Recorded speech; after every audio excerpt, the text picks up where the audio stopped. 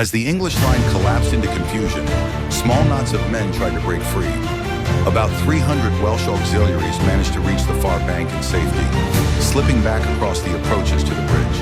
Others were not so fortunate.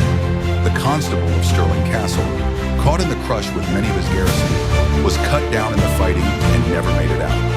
For the Scots, the most prized success of the day was the fall of Hugh Cressingham, the unpopular, heavy-set royal treasurer in Scotland. Unhorsed and surrounded, he was killed while his retinue fell around him. Chroniclers later dwelt on the symbolism.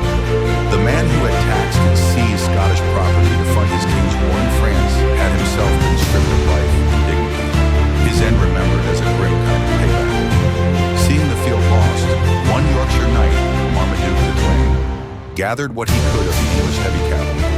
He drove them hard at the narrow crossing, a desperate charge aimed not at glory, but survival. The shock of armored horse punched a corridor through the Scottish court into the bridge, and for a moment the weight and training of the knights told. Thwing's breakout worked.